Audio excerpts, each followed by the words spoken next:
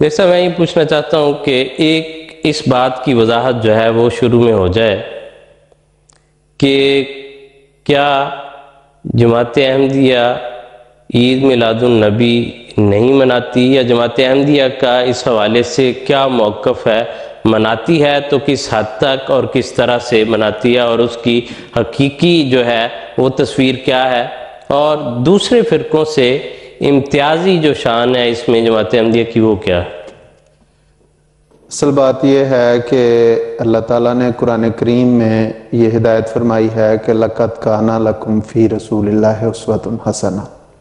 کہ حضور صلی اللہ علیہ وسلم کی ذات میں تمہارے لیے بہترین نمونہ ہے،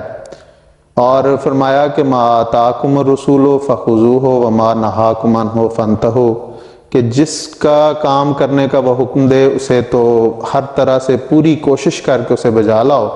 اور جس سے وہ منع کرے اس سے باز رہو۔ جہاں تک عید میلاد النبی کا تعلق ہے، اگر تو اس حوالے سے آپ بات کرنا چاہتے ہیں کہ چونکہ یہ پیدائش کا دن ہے، اس میں آتا ہے حضور صلی اللہ علیہ وسلم کا، تو خود حضور صلی اللہ علیہ وسلم نے اپنی زندگی میں کوئی ایسا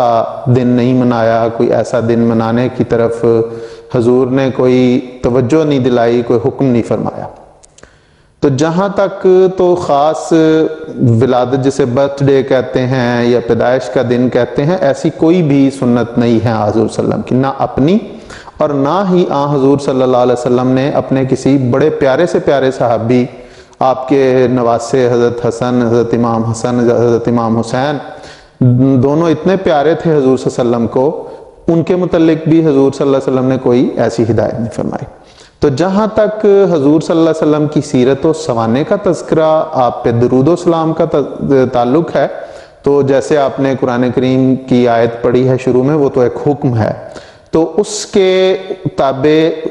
حضور صلی اللہ علیہ وسلم کی سیرت و سوانے بیان کرنے کے لیے، آپ کی صفات حسنہ بیان کرنے کے لیے، اس غرض سے کہ لوگ ان کو اپنائیں، اپنی زندگی کا حصہ بنائیں، ان پر چلیں اور اس اسوے کو اپنائیں، تو یہ نہایت مفید چیز ہے۔ اور جماعت احمدیہ نے، بانی جماعت احمدیہ حضرت اقدس مسیح موعود علیہ السلام نے اس طرف اسے نہ صرف جائز قرار دیا بلکہ فرمایا یہ تو ضروریات میں سے ہے، ضروری چیز ہے، اور اس کے مختلف اس کی طرف قرآن کریم کی آیات کا، احادیث کی بنا پہ فرمایا کہ تذکرہ تو بزرگوں کا تذکرہ، ان کی صالحین کا تذکرہ جو ہے وہ تو ایک دل میں ایک ایمانی اور ایمانی قوت پیدا کرتا ہے، اور حضور صلی اللہ علیہ وسلم تو سب سے بڑھ کے صالح تھے، آپ کا تذکرہ تو بہت مفید ہے، لیکن اس میں حضرت مسیح علیہ السلام نے ایک یہ بیان فرمایا کہ جہاں یہ ضروری ہے وہاں یہ بھی فرمایا کہ کوئی بھی جماعت، کوئی بھی الہی جماعت، اس کا کام توحید کی اشاعت اور اس کو مستحکم کرنا ہوتا ہے، اور ایسے اس زمانے میں جب حضرت اقدس مسیح موعود علیہ السلام کا زمانہ تھا، اس میں بھی لوگ تذکرہ مولود کے نام پہ مجلسیں کرتے تھے، لیکن اس میں مختلف قسم کی بدعتیں، شرک کی بعض باتیں آ جاتی تھی۔ مثال کے طور پہ لوگ بعض ایسے موقع پہ کہتے تھے کہ حضور صلی اللہ علیہ وسلم خود اس مجلس میں تشریف لے آئے ہیں، لوگ کھڑے ہو جاتے تھے، اس قسم کی جو مشرکانہ باتیں تھیں اس کے خلاف حضور نے فرمایا کہ یہ غلط ہے، اور جہاں تک سوانے کا تعلق ہے، سیرت کے بیان کا تعلق ہے، وہ تو ہونا چاہیے، اور اس کے لیے حضور نے بڑی توجہ دلائی۔ ایک تو یہ بات ہے، دوسرا یہ ہے کہ حضور صلی اللہ علیہ وسلم کی سیرت کا جہاں تک بیان ہے، اس کے لیے جماعت ہمیشہ سے کوشاں رہی ہے، وہ تحریر ہو، وہ تقریر ہو، وہ مضمون نویسی ہو، وہ کتابیں ہوں، وہ شائع کی بھی جاتی رہی ہیں، تقاریر بھی ہوتی رہی، جلسے بھی ہوتے رہے، اور پھر باقاعدہ جلسے جب بھی کسی مخالف کی طرف سے حضرت اقدس محمد مصطفیٰ صلی اللہ علیہ وسلم کی ذات اطہر پر کسی نے کوئی اعتراض کیا، کوئی گندہ دہنی کا مظاہرہ کیا، تو جماعت نے ہمیشہ اس کے سامنے اپنا سینہ حضور کے دفاع کے لیے سامنے لے کے آئے، اور ہمیشہ، اور جماعت کی تاریخ اس پہ حضرت مسیح موعود علیہ السلام کے زمانے سے لے کے خلفاء کے زمانے میں اور آج تک اس پہ اللہ تعالیٰ کے فضل سے قائم ہے، اور اس کے لیے حضرت مسلم رضی اللہ تعالیٰ عنہ کے زمانے میں تو باقاعدہ پھر جلسہ سیرت النبی کا انعقاد کیا گیا، اور صرف یہ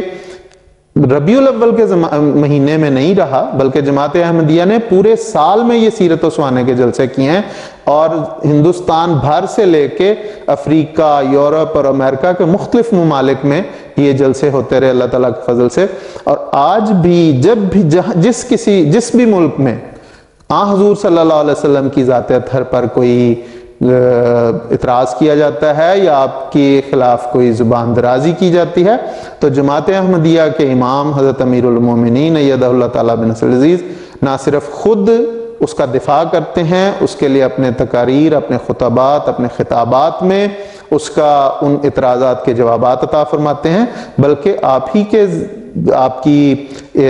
نگرانی میں، آپ کی ہدایات کی روشنی میں، آپ کی اجازت سے ان ممالک میں بھی اور باقی ممالک میں بھی باقاعدہ ان اعتراضات کے جواب دینے کی بھی کوشش کی جاتی ہے، اور لوگوں کو حضور صلی اللہ علیہ وسلم کی صفات حسنہ بیان کیے جاتے ہیں اور انہیں بتائے جاتے ہیں، اور یہی غرض ہے۔ اور حضرت مسیح علیہ السلام نے بھی اپنے اقتباسات میں یہی غرض بیان کی ہے کہ اگر تو لوگوں کو حضور صلی اللہ علیہ وسلم کی صفات پر قائم کرنا مقصود ہے، تو اس کے لیے تو سوانے اور سیرت کے جلسے، ان کا بیان